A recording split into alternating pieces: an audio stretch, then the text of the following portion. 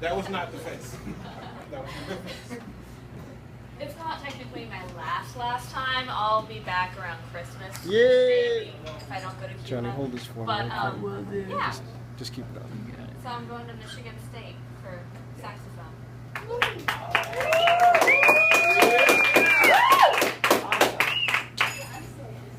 Alright, this one's called Beautiful. We say that everyone is beautiful as if physical appearance defines us, emphasizing that the outside matters more. The bodies we are chained to willingly define us.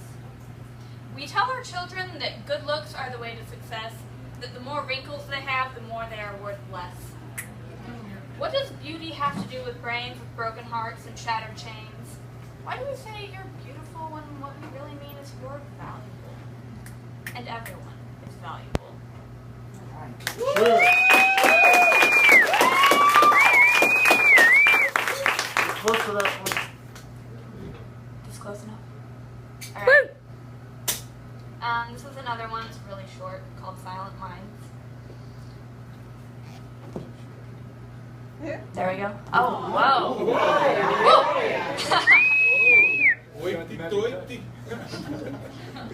To sit still is to rot, staying stiller than one ought. With adventure life is fraught, and many battles to be fought. If only you will walk out the door, I promise it won't be a bore. The world was waiting to explore your mind from shore to shore.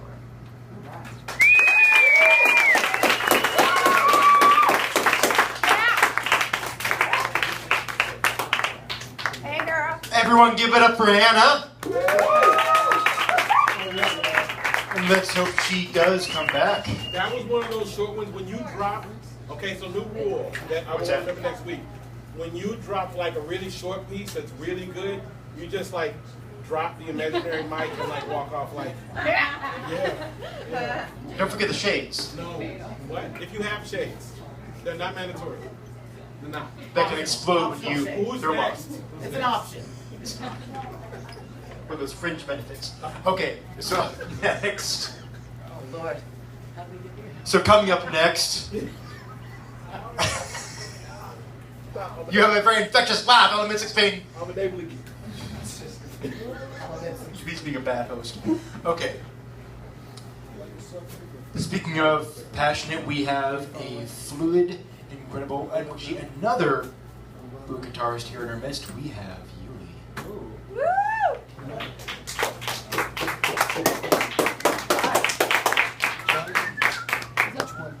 I would go with this guy right here. This would be a good one. Let me, there you go, got it.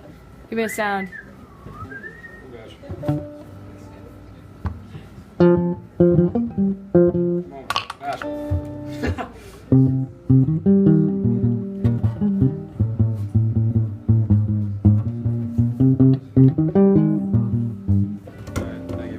No problem, man. Not doing anything funky though. Hi, my name's Julie. Yeah, Julie. All right. This is some old shit. Oh, shit! Yeah, I love when y'all do that. It just touches my heart. Alrighty.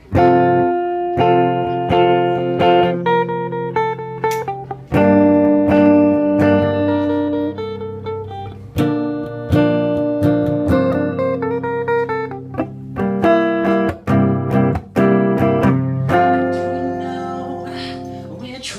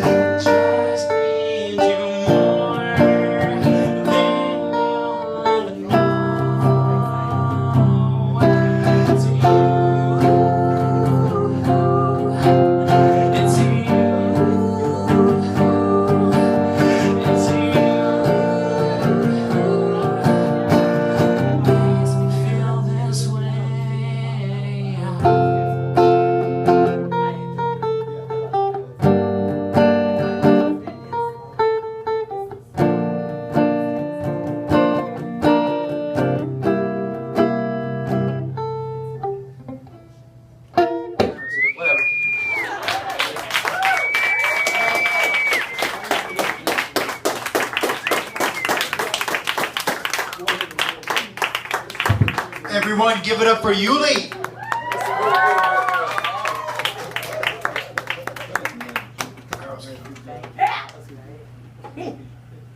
One more time. One more. Let's just be going through New York Shine. Okay. So like her. So, coming up next, we have a new voice. A new voice. Never ever premiered here at Kick Butt Coffee. Oh my God. It's just stupendous, people. Stupid. Who is this new voice, you ask? Who indeed? This mystery person Who? coming If out the that is stage. their real name, Who could it be? If indeed, Who could it be? like, tell us seriously. it's going to be legend. Wait for it. Daring. Coming up next, we have Rebecca. She has been here before. She has. You spoken here before? Yeah. Okay, what? Okay, so okay. 10 years ago. We are there. Let her do something. New to us. Okay, so correction. Somewhat new voice. Yes. Oh no! There she goes. Take two. Somewhat new voice. We have Rebecca. Yay! Hi. Woo! Yes, they are. Want some sunglasses? Sure. Yeah, let me get them for you. Hang on a minute. Wait, shit, what did I do with them? Like, yep. I like to read and stuff. Wait, hang on a minute. I have sunglasses somewhere. What the fuck did I do with them? Oh, I put them in the car. We'll just lack the style today. Okay, well, like, stop. If I get them to you in the middle of your set, will you just, like, take them? Sure. Okay, I'll be right back. Here, take this thingy. Read Oh, wait. Gary's got some. Gary's got Okay. some for it. All right. Cool thing. I don't know whose phone this is. You're so bright. They told me to film, so. I'm so bright in these sunglasses. Wait, is this yours? Fred a poor How they Jay look? Cohen. I don't know. Okay. Cool. Cyborg Wow. Sheesh. Okay. So, this is, I did not write this, but this was submitted to my I'm blog sure by they're one of gonna my come back followers. anyhow, you know. And, I don't know, I like related to it really well, so I just needed to read it. Okay. Dear future child, if it's 3 a.m. and you find yourself in a world of complete despair, please do not turn to strangers on the internet for solace like I did. Please climb onto my bed and I will hold you until the demons sleep. If it is Thursday morning and you are too sad to move, I won't force you. I'll buy you ice cream and we'll watch your favorite TV show and I will remind you of your importance. If you feel as if you have no purpose, I will remind you that you are created entirely with love and every pain you feel, I feel too. When you're sure you can't go on anymore, I will tell you that when I was 21, I searched for peace at the bottom of a vodka bottle, chased by a bottle of painkillers. But that 5 years later, when you were placed in my arms in the delivery room, I realized that you were why I had been holding on. Without realizing it, you saved me. Do you know how amazing that is? So if you ever feel like grabbing that vodka bottle, put it down. We will get in the car and I will drive until the sky turns magenta. I will show you how the sun rises every morning to encourage you to rise too. Sweetheart, I refuse to be unaware of your sufferings, as my mother was. Yeah. Woo!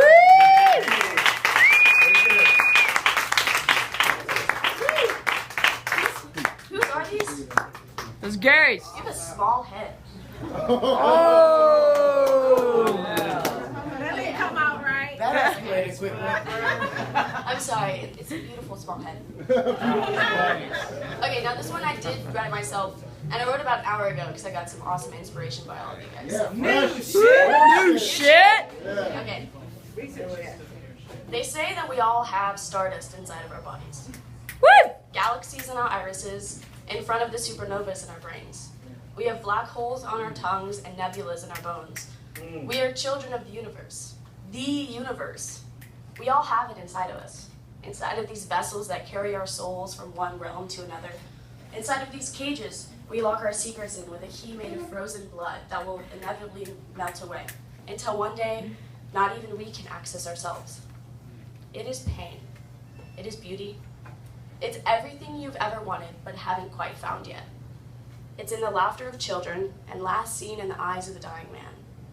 It was once sold to me in disguise by the drug dealer I was introduced to by my meth-addicted ex-best friend. It's all of your nightmares and all of your dreams wrapped up in sleepless nights and hungover mornings. It rides on the wings of the free and crushes the souls of the captive. It can be found only momentarily in messy lines of cocaine at that one party you didn't tell anyone about because all of the drugs made you do some awful things. But it can also be lost in bottles of rum and sex with strangers.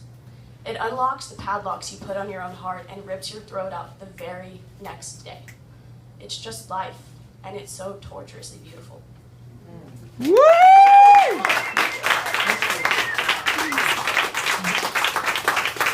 Okay, that was Rebecca.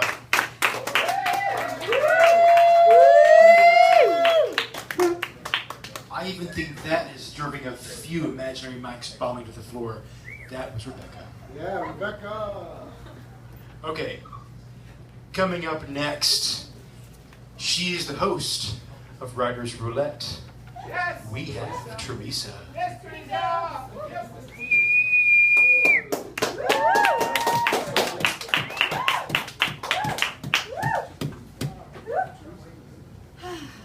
Oh, here we go. All right. Of course, I still got the birth control glasses. Oh, that's video. I'm so dumb. You're going.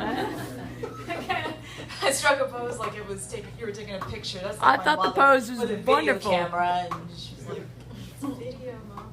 Anyway, let me see a show of hands of people who liked science when they were in school, like studying science. That's pretty cool. I'll give you that. And how many people liked studying math when they were in school? Hated it.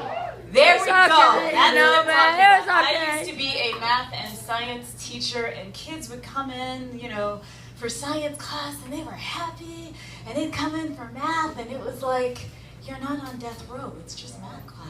It's just like, it's math class. And I always thought, math is the greatest tool human beings have ever created. Why do so many people hate it?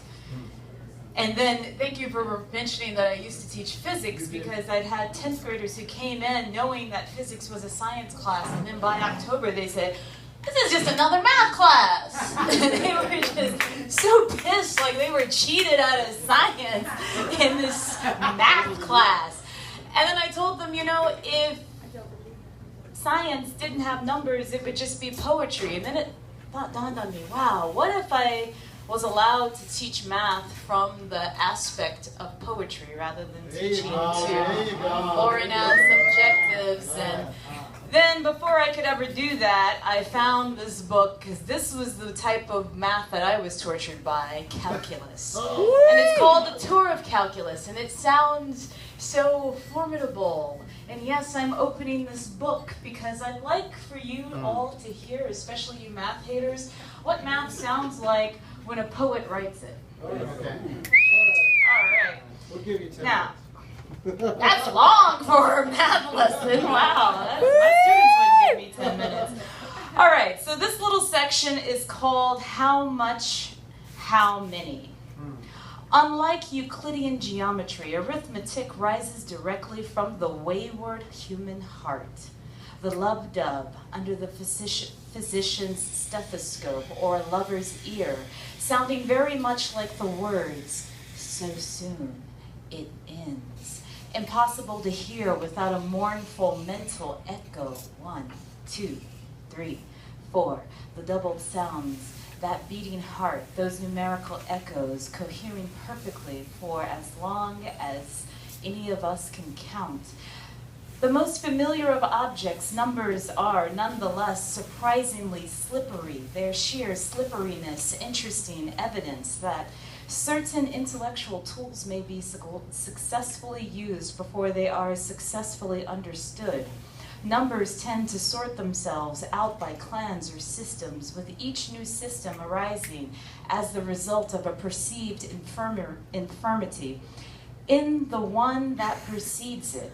The natural numbers, 1, 2, 3, 4. Start briskly at 1 and then go on forever. Although how we might explain what it means for anything to go on forever without, in turn, using the natural numbers is something of a mystery. In almost every respect, they are those numbers simply given to us, and they express a primitive and intimate part of our experience. Like so many gifts, they come covered with a cloud. Addition makes perfect sense within the natural numbers. So too, multiplication. Any two natural numbers may be added, any two multiplied. But subtraction and division are curiously disabled operations. It is possible to subtract 5 from 10. The result is 5. What of 10 from 5?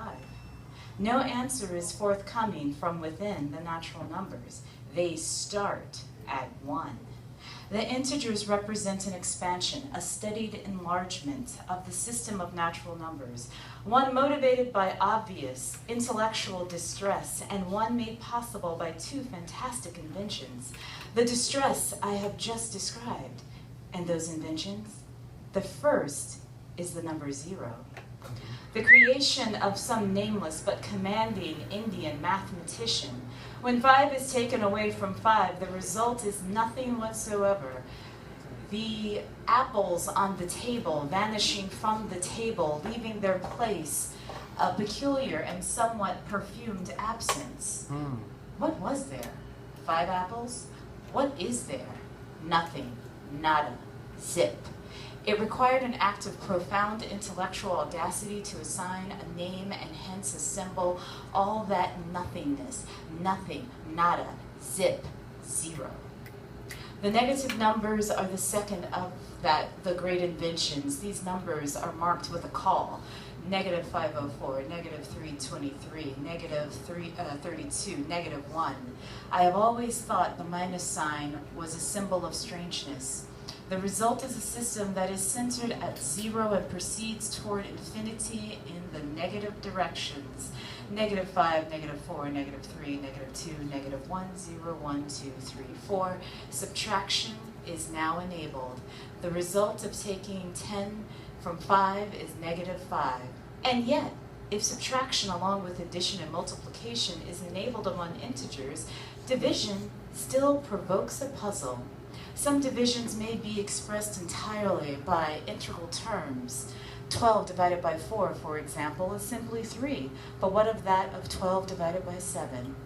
In terms of integers, there is nothing whatsoever, so calls to mind those moments on Star Trek when the transporter fails and causes the Silurian ambassador to vanish. It is thus that the rational numbers or fractions enter the scene. Numbers with a familiar doubled form, 2/3, 5, 9, 17, 30 seconds. The fractions express the relationship between the whole of things that have parts and the parts of things that have. There is that peach pie, the luscious whole. There are those golden dripping slices, parts of the whole. And so 2/3 or 5/9 or 17/30 seconds of the thing itself. With fractions in place, division among the integers proceeds apace. Dividing 12 by 7 yields the exotic 12/7, a number that does not exist and could not survive amidst the integers. But fractions play, in addition to a conspicuous role in measurement, and so achieve a usefulness that goes beyond division. The natural numbers answer the oldest and most primitive questions, how many? It is with the appearance of this question in human history that the world is subjected for the first time to a form of conceptual segregation. To count is to classify, and to classify is to notice and then to separate, things falling within their boundaries and boundaries serving to keep one thing distinct from another. The world before the appearance of natural numbers must have had something of the aspect of the old-fashioned Turkish steam bath, pale, pudgy, figures arising out of the mist of shambling off down indistinct corridors. Everything vague and vaguely dripping afterward. The world becomes hard-edged and various, the discovery of counting leading ineluctably to an explosive multiplication of bright ontological items, things newly created because newly counted. Imagine, this guy has a PhD in physics.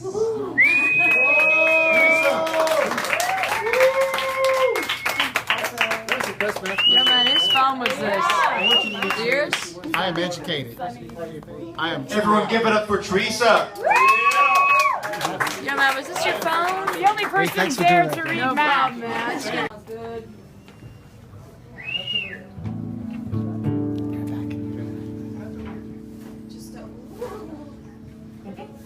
Oh, the mic is drooping. The mic is drooping.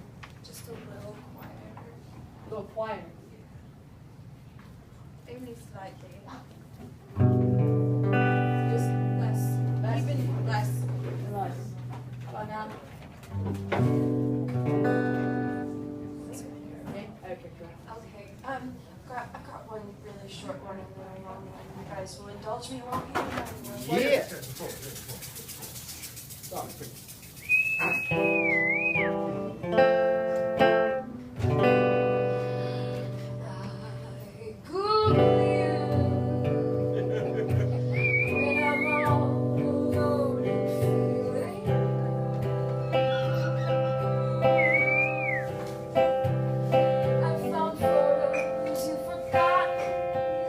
Whoop. Bad host. Bad host.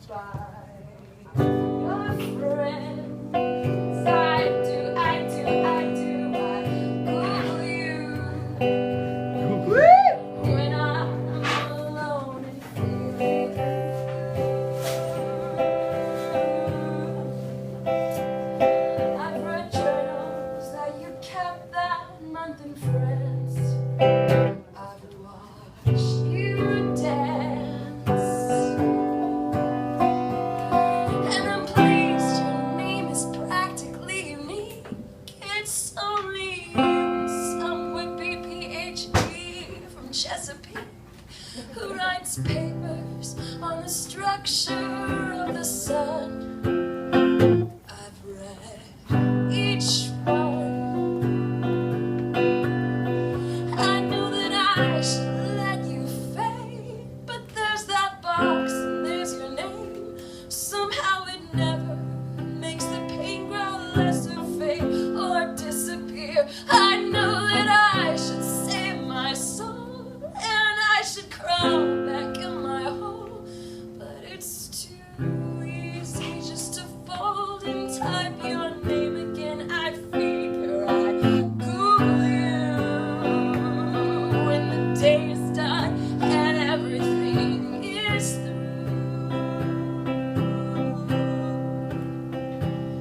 And each scrap of information that I find says you've got somebody new.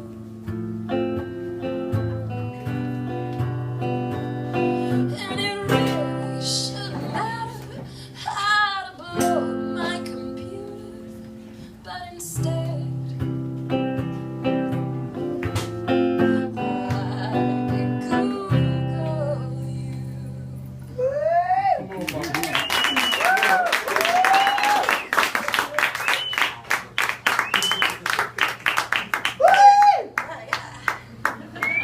All right, here's the other one. Thank you. What do you call it? It's called Christopher Lydon. It's about an NPR host.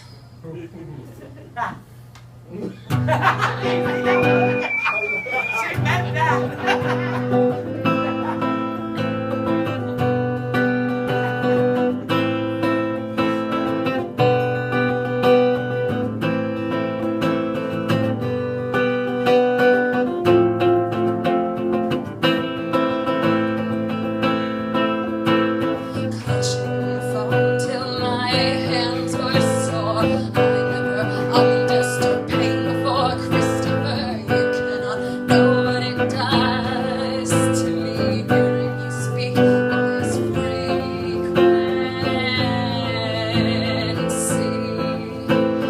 I never knew what one voice could do.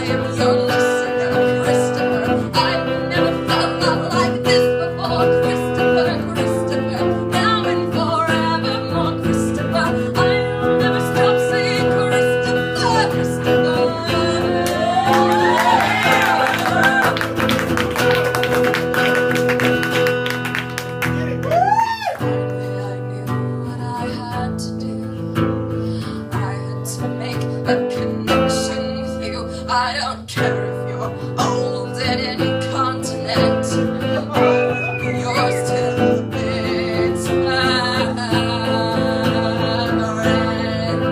So during the show about Joan of Arc, I got through. I said, Christopher Lydon, you've stolen my heart. When I asked if you felt the same way for me, cut me off like you did love. Like a bull to a matador, I just see visions of Christopher shot down with arrows from waves above. Christopher Lydon, who announced Christopher, I am your prisoner. Christopher, I hope you're happy now. Christopher, thank you for everything, but I'm not listening anymore. Nor do I plan to contribute to NPR.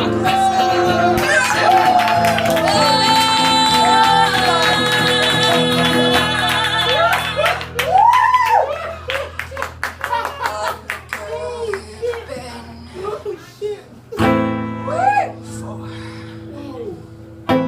Fuck Christopher.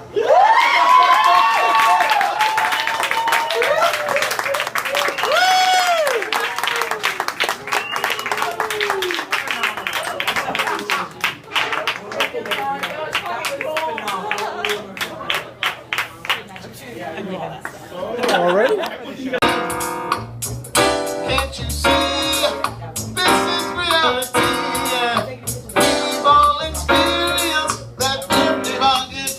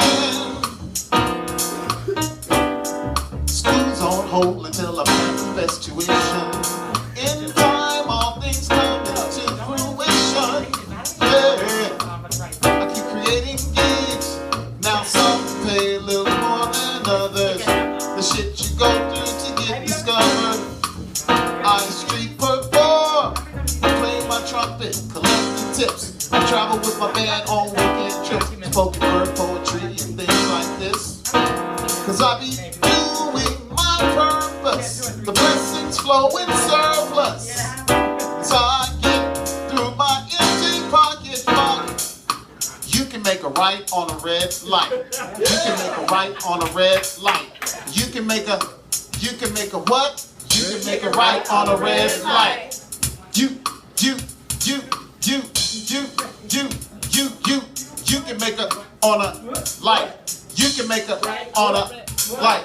You can make a right. You can make a right. Hey, everybody, good night. Yo, I'm Makalani. I love you.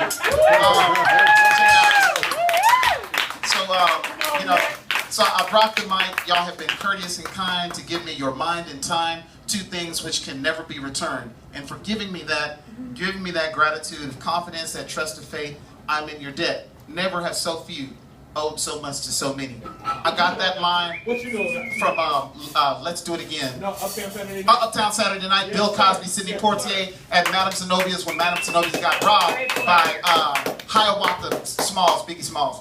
But anyway, everybody, do I have your attention? Do I have your attention? Everybody give me a C. C. Everybody give me a C. C. Everybody give me a motherfucking goddamn C. C. Okay, now everybody give me a D. D. Everybody give me a big dominant D. D. Great, all right. Now, buy my CD. I really need you to do this. And I told you I had soap that looks like cake. This is soap right here. Like you see that chocolate icing? Cake. Nice marble slab right here. My cake soap is made with rosemary, spearmint, peppermint. These things are anti-depressional. Spearmint makes you attractive towards finances. It also helps speed up your prayers so you can get prayers answered. Different things like that. You can talk to me about those aromatherapy things. But the suggested donation for the bar of soap and the CD is a meager $20. Or you can get them $8 a pop. This is me. I'm Makalani Jones. I love you and good night. Thank you.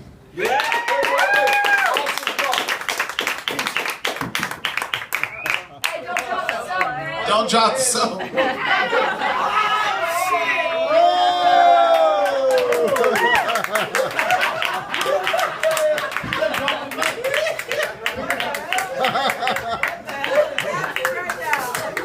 Soap on a rope.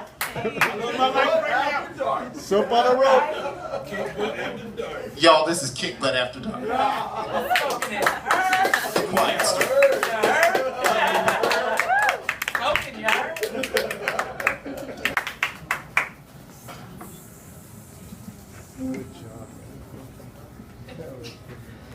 So I promised Anna I'd do this for when she leaves. This is her going away present.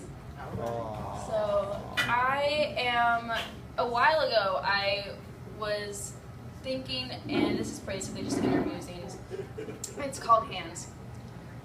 Holding hands may seem like an innocent gesture, but they show more than a simple interlocking of fingers. Your hands are one of the most essential parts of your body. You build with them, feed with them, hold with them, touch with them, fight with them. They're tools of the human body. To take a hold of another's hand is to break from living individually. It is the link to yourself, to another being, to momentarily intertwine your life with another's, to promise for a moment that you need not face the world alone.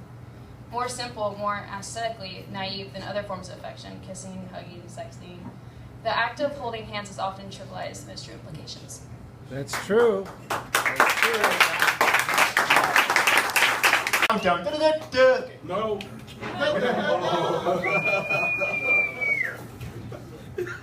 Okay, so up next, I do this because she is actually leaving as well. Aw, I know. Who's leaving? Well, the very next person coming up, we should all show her a sad face, and tell her to come back, plead for her to come back, beg, but don't stalk her. So coming up next, no, we have Rebecca. Rebecca.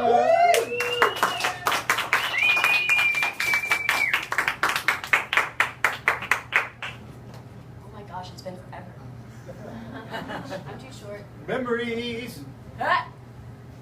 Cry. No, maybe, probably not. Where are you going, Rebecca? San Antonio on Thursday, actually. College? Yeah. All right, college. Which university? Trinity. Hey, we visited that the other day. It's beautiful. I'm so excited. Cool. 3 minutes from the zoo. You can study with the lions. All Sad, right. caged lions. Okay, anyway. Okay, this is new shit. New shit. Okay. I was never taught love. By the time I was on my third stepdad, I had been taught that love was synonymous with fighting, with pain, with bruises, with 3 a.m. tears and last-minute moves halfway across the country.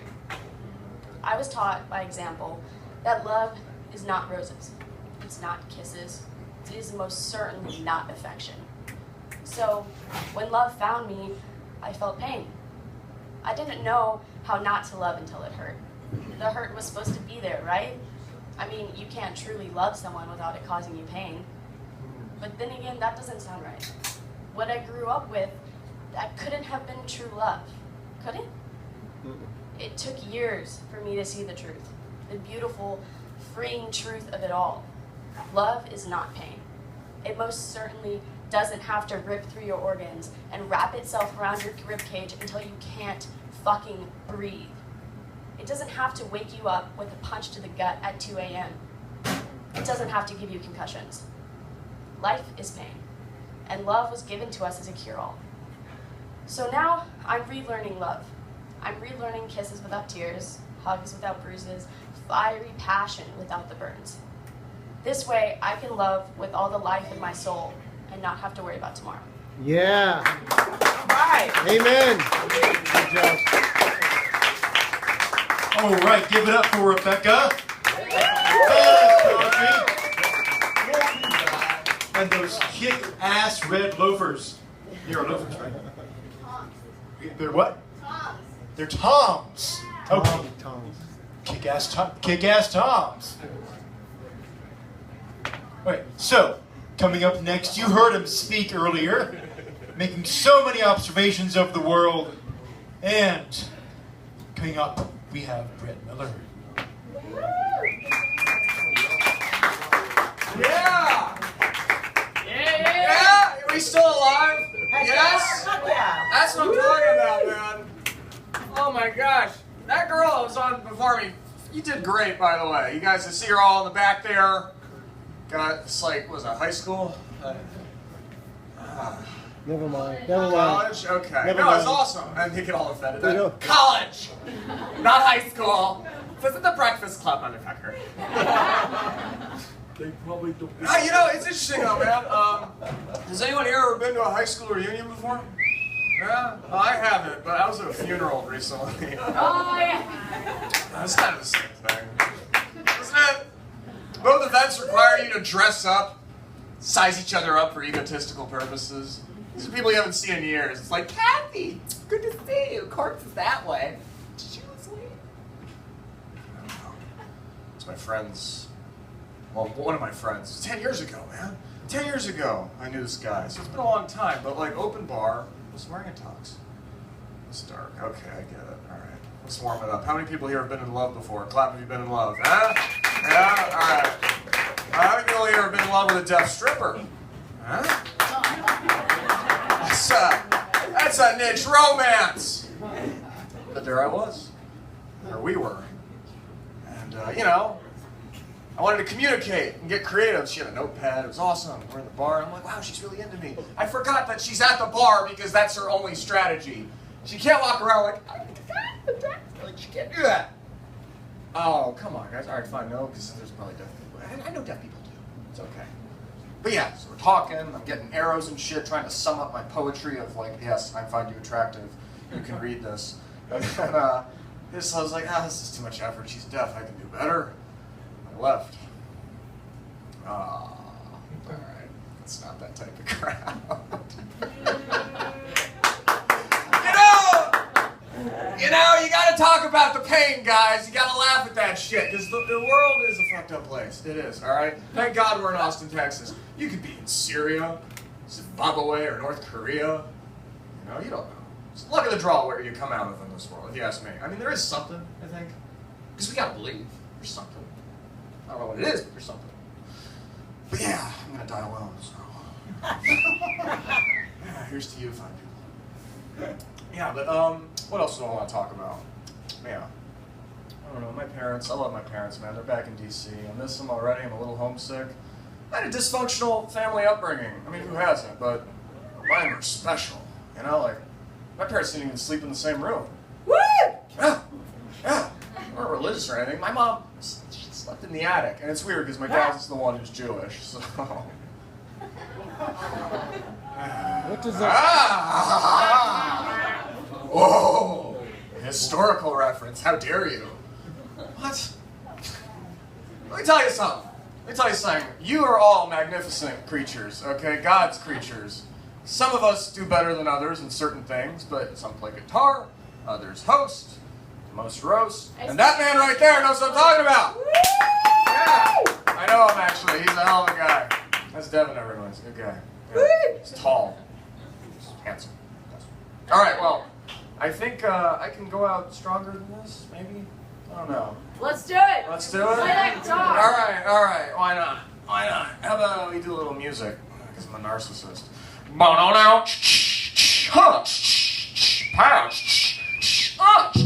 bow now, badass Brad. No, he's badass Brad. No, badass Brad. No, badass Brad. Thank you, Kid Butt Coffee. Yeah, they spell it wrong though.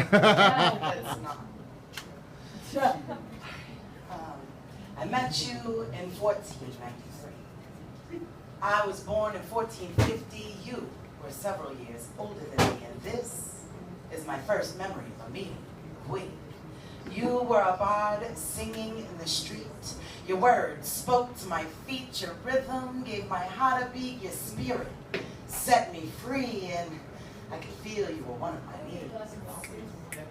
1562.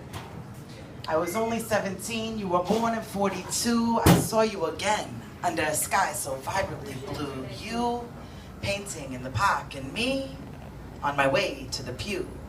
You seemed so familiar, yet brand new. The mere sight of you invoked a slew of emotions, never just a few. Where they came from, I never really knew. 1644. I remembered you from before I was 60-something, you a few years more. You bought my favorite general store, and I recognized you at your core. I wondered what you were here for. I knew there was more. I knew with just one look at you that time wanted to settle a score. 1739. I was 40, you were 45, a feeling that's aged like fine wine. You were head chef at my favorite restaurant. Cuisine so fine, a deja vu blip in time. The look in your eyes reminded me of places passed by. 1813. What does this all mean? You conducted the train that ran on steam, and you passed through my town daily, seen and unseen. The look in your eyes had that familiar gleam. I remember this deep feeling, deep, like the grooves in my thatched roof ceiling. 1992. I was a student, and you were too, and the moment I saw you, I knew it was you. All these meetings we had been through way back then, I fell in love with your song, and my heart flew. All these centuries, all these clues, I knew exactly what it was. I didn't need a peer review, but somehow we lost connection, and I'm sure that was in the plan too. 2010. After a long hiatus, we meet again twice in one lifetime for the first time, and now I'm a poet, and you're a bard again. You handed me this fountain pen. I'll never forget who you were all those thens, and I'll never stop wondering where all this will end. I wonder what message the universe will next send, and I wonder if time and light will finally bend no matter what happens. I'll never forsake the way I cherish you, soul friend.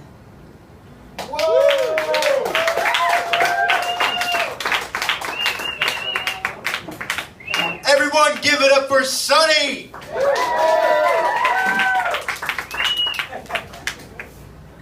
She's our best friend.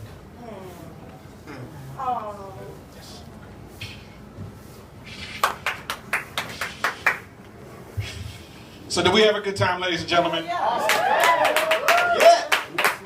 All right, so do me a favor, one last time, as loud as you can to make up for everybody that isn't in the room. Please clap if you were sitting next to someone beautiful, please. One more time.